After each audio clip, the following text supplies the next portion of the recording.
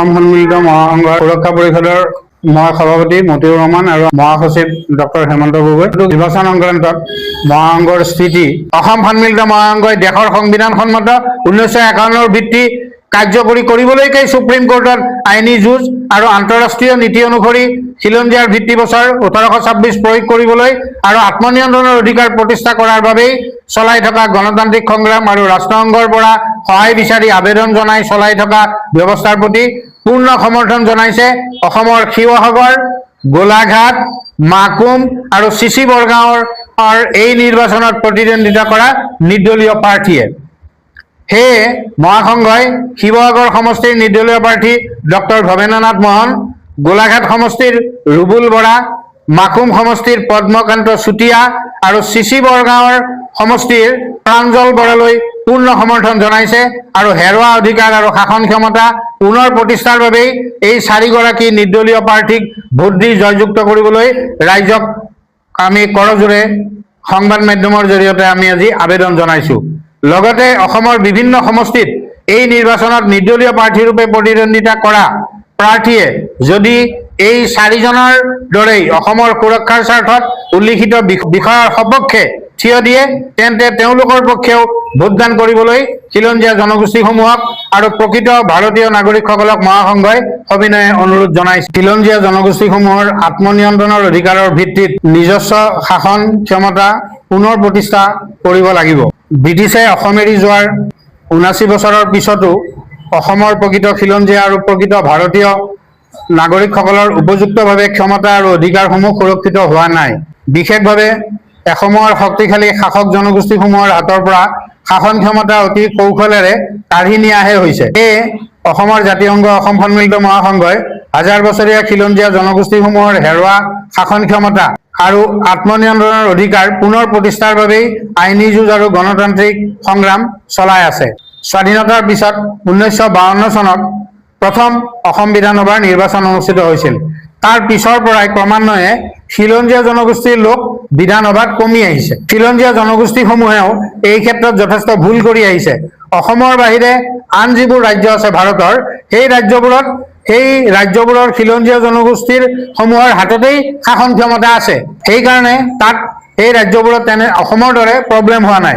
কেৱল অসমত খিলঞ্জীয়া জনগোষ্ঠীসমূহে শাসন ক্ষমতা ক্ৰমান্বয়ে হেৰুৱাই আহিছে। ইয়াৰ মূল কাৰণেই হ'ল বিদেশী বহিৰাগতৰ ব্যাপক প্ৰব্ৰজন, যিটো অসমৰ বাহিৰে ভাৰতৰ অন্য ৰাজ্যত নাই। এই ক্ষেত্ৰত প্ৰথম দায়ী ভাৰত চৰকাৰ আৰু অসমৰ তদানীন্তন ৰাজ্যিক চৰকাৰবোৰ। অসমৰ Congress, BJP, Asom Gana Parishad, CPI, CPM, ARDF, ৰাইজৰ দল, অসম জাতীয় পৰিষদ আদি সকলো ৰাজনৈতিক দলেই দেশৰ সংবিধানসন্মত বিদেশীৰ ভিত্তিবছৰ 1951 বিৰোধিতা কৰি বাংলাদেশৰ স্বাধীনতা ঘোষণাৰ তাৰিখ 1971 চনৰ 25 মাৰ্চলৈকে প্ৰায় 80 লাখ বঙালী ভাষী, হিন্দু মুছলমান বিদেশী আৰু নেপালী বিদেশী ৰাখি নাগৰিকত্ব দি নাগৰিকপঞ্জীত সেইসকলৰ নাম অন্তৰ্ভুক্ত কৰি চিৰদিনৰ বাবে অসমৰ খিলঞ্জীয়া জনগোষ্ঠীসমূহক হাজাৰ বছৰীয়া শাসন ক্ষমতা হেৰুৱাবৰ কাৰণেই ব্যৱস্থা কৰিছে। আৰু সেই আত্মঘাতী ব্যৱস্থাৰ কথা তেওঁলোকে জানি কৰিছে নে নাজানি কৰিছে সেইটো এটা ডাঙৰ প্ৰশ্ন। বৰ্তমান অসমত মুছলমান বিদেশীৰ ভিত্তিবছৰ হ'ল 1971 চনৰ 25 মাৰ্চ আৰু হিন্দু বিদেশীৰ ভিত্তিবছৰ হ'ল 2024 চনৰ 31 ডিচেম্বৰ। নাগৰিকত্ব আইন সংশোধন কৰি 2019 জৰিয়তে অতি কৌশলেৰে হিন্দু বিদেশীক নাগৰিকত্ব দিয়াৰ বাবে পথ মুকলি কৰিছে ভাৰত চৰকাৰে। আজি অহা এগৰাকী হিন্দু বিদেশীয়ে নাগৰিকত্ব বিচাৰি আবেদন জনাই চৰকাৰক ক'লেই হ'ল যে তেওঁ 2024 চনৰ আগতেই আহিছে, কেৱল ভয়তে নাগৰিকত্বৰ বাবে আবেদন জনোৱা নাছিল, তেতিয়াই লগে লগে তেওঁক ভাৰতীয় নাগৰিকত্ব দিয়া হ'ব। এয়াই বৰ্তমান বাস্তৱ সত্য। চিক্ৰেটলি অসমত এই শৰণাৰ্থীবিলাকক নাগৰিকত্ব দি আছে।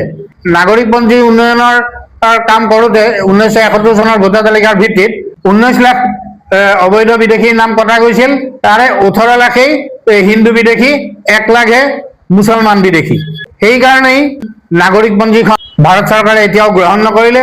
অৱশ্যে আমাৰ গোচৰ আছে, সেই গোচৰৰ ভাৰ্ডিক্টৰ ভিত্তিতহে ফাইনেল হ'ব। সেইটো ৰঞ্জন গগৈৰ বিচাৰপীঠে ৰায় দি গৈছিল।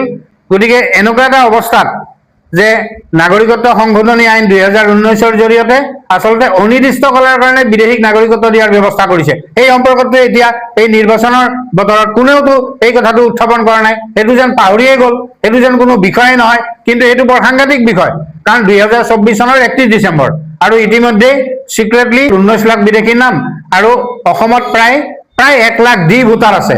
এই গোটেইখিনিকে এই নাগৰিকত্ব সংশোধনী আইনৰ ভিত্তিত নাগৰিকত্ব দিবৰ কাৰণে মুখ্যমন্ত্ৰী ডাঙৰীয়াই স্পেচিয়েল ইনিচিয়েটিভ লৈ ব্যৱস্থা লৈছে আৰু ইতিমধ্যে এই কাম চলি আছে অতি গোপনীয়ভাৱে। অসমৰ খিলঞ্জীয়াৰ ভিত্তিবছৰ লৈও নানান খেলি মেলি কৰি অখিলঞ্জীয়া বিভিন্ন সম্প্ৰদায়ক খিলঞ্জীয়া বুলি অভিহিত কৰি আছে বিভিন্ন দল সংগঠন আৰু বুদ্ধিজীৱীয়ে। আন্তঃৰাষ্ট্ৰীয় নীতি অনুসৰি এই অসমত খিলঞ্জীয়াৰ ভিত্তিবছৰ 1826 ৰাষ্ট্ৰসংঘৰ খিলঞ্জীয়া লোকৰ অধিকাৰ চনদৰ 3 আৰু 4 নম্বৰ অনুচ্ছেদৰ আধাৰত আত্মনিয়ন্ত্ৰণৰ অধিকাৰৰ ভিত্তিত অসমত খিলঞ্জীয়া জনগোষ্ঠীসমূহৰ এখন শক্তিশালী ফেডাৰেল চৰকাৰ প্ৰতিষ্ঠা কৰিবলৈকে মহাসংঘই খিলঞ্জীয়া জনগোষ্ঠীসমূহক জাগ্ৰত কৰাৰ বাবে দীৰ্ঘকাল ধৰি চেষ্টা কৰি আহিছে 2007 চনৰ পৰা। কিন্তু উল্লিখিত সকলো ৰাজনৈতিক দলেই ইয়াৰ বিৰোধিতা কৰি আহিছে। সেয়ে অসমৰ খিলঞ্জীয়া জনগোষ্ঠীসমূহৰ আৰু 1951ৰ ভিত্তিত প্ৰকৃত ভাৰতীয় নাগৰিকসকলৰ সুৰক্ষাৰ প্ৰশ্নটো প্ৰথম আৰু জৰুৰী বিষয় ৰূপে বিবেচিত হোৱা উচিত আছিল। অসম সন্মিলিত মহাসংঘই দেশৰ সংবিধানসন্মত 1951ৰ ভিত্তি কাৰ্যকৰী কৰিবলৈকে সুপ্ৰিম কোৰ্টত আইনী যুঁজ আৰু আন্তঃৰাষ্ট্ৰীয় নীতি অনুসৰি খিলঞ্জীয়াৰ ভিত্তিবছৰ 1826 প্ৰয়োগ কৰিবলৈ আৰু আত্মনিয়ন্ত্ৰণৰ অধিকাৰ প্ৰতিষ্ঠা কৰাৰ বাবেই চলাই থকা গণতান্ত্ৰিক সংগ্ৰাম আৰু ৰাষ্ট্ৰসংঘৰ পৰা সহায় বিচাৰি আবেদন জনাই চলাই থকা ব্যৱস্থাৰ প্ৰতি পূৰ্ণ সমৰ্থন জনাইছে অসমৰ শিৱসাগৰ, গোলাঘাট, মাকুম আৰু চিচি বৰগাঁৱৰ এই নিৰ্বাচনত প্ৰতিদ্বন্দ্বিতা কৰা নিৰ্দলীয় প্ৰাৰ্থীয়ে। সেয়ে মহাসংঘই শিৱসাগৰ সমষ্টিৰ নিৰ্দলীয় প্ৰাৰ্থী ডক্টৰ ভৱেন্দ্ৰনাথ মোহন, গোলাঘাট সমষ্টিৰ ৰুবুল বৰা, মাকুম সমষ্টিৰ পদ্মকান্ত চুতীয়া আৰু চিচি বৰগাঁৱৰ সমষ্টিৰ প্ৰাঞ্জল বৰালৈ পূৰ্ণ সমৰ্থন জনাইছে আৰু হেৰুৱা অধিকাৰ আৰু শাসন ক্ষমতা পুনৰ প্ৰতিষ্ঠাৰ বাবেই এই 4গৰাকী নিৰ্দলীয় প্ৰাৰ্থীক ভোট দি জয়যুক্ত কৰিবলৈ ৰাইজক আমি কৰজোৰে সংবাদ মাধ্যমৰ জৰিয়তে আমি আজি আবেদন জনাইছো। লগতে অসমৰ বিভিন্ন সমষ্টিত এই নিৰ্বাচনত নিৰ্দলীয় প্ৰাৰ্থী ৰূপে প্ৰতিদ্বন্দ্বিতা কৰা প্ৰাৰ্থীয়ে যদি এই 4জনৰ দৰেই অসমৰ সুৰক্ষাৰ স্বাৰ্থত উল্লিখিত বিষয়ৰ সপক্ষে থিয় দিয়ে তেন্তে তেওঁলোকৰ পক্ষেও ভোটদান কৰিবলৈ খিলঞ্জীয়া জনগোষ্ঠীসমূহক আৰু প্ৰকৃত ভাৰতীয় নাগৰিকসকলক মহাসংঘই সবিনয়ে অনুৰোধ জনাইছে। আজি সিংভৌ, দেউৰী, ৰাভা আদি অসংখ্য খিলঞ্জীয়া জনগোষ্ঠীৰ ৰাজনৈতিক প্ৰতিনিধি নাই, কিন্তু বিদেশী মূলৰ আৰু বহিৰাগতৰ যথেষ্ট ৰাজনৈতিক প্ৰতিনিধি দিছপুৰত দপদপাই আছে। অসমৰ হাজাৰ বছৰীয়া খিলঞ্জীয়া জনগোষ্ঠীসমূহৰ গৃহভূমি তথা উত্তৰাধিকাৰী সূত্ৰে লাভ কৰা নিজস্ব ভূখণ্ডৰ শাসন ক্ষমতা আৰু ভূ সম্পদৰ অধিকাৰ সুৰক্ষিত কৰাটো খিলঞ্জীয়া জনগোষ্ঠীসমূহৰ অতিশয় জৰুৰী দায়িত্ব আৰু কৰ্তব্য বুলিয়েই বিবেচিত হয়।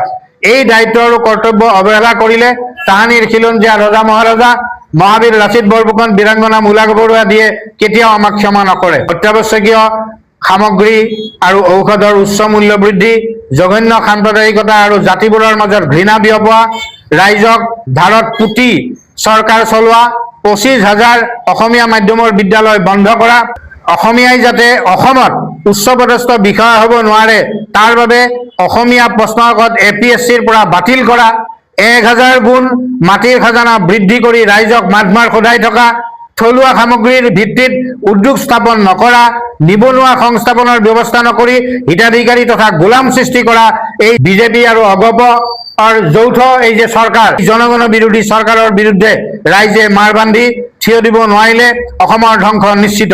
এই বিজেপি আৰু অগপ যৌথ এই যে চৰকাৰ, এই চৰকাৰে উল্লিখিত ধৰণে অসমৰ খিলঞ্জীয়া জনগণক নিপীড়ন কৰি আছে আৰু এই কথাটো যদি এই খিলঞ্জীয়া জনগণে উপলব্ধি কৰি নিৰ্বাচনত যদি ভোট নিদিয়ে তেতিয়াহ'লে নিজৰ বিপদ নিজেই চপাব আৰু সৰ্বকালৰ কাৰণে অসমৰ খিলঞ্জীয়া ধ্বংস হৈ যাব। আজি তৈলনগৰী নাজিৰা সাংবাদিক মঞ্চৰ কাৰ্যালয়ত অনুষ্ঠিত কৰা মহাসংঘৰ জৰুৰী সংবাদমেলত মই মহাসংঘৰ সুৰক্ষা পৰিষদৰ সভাপতি মতিউৰ ৰহমান আৰু মহাসচিব ডক্টৰ হেমন্ত গগৈয়ে আমি মহাসংঘৰ হৈ এই গোটেই কথাখিনি আমি আপোনালোকৰ মাধ্যমত ৰাজহুৱা কৰিলোঁ। ধন্যবাদ।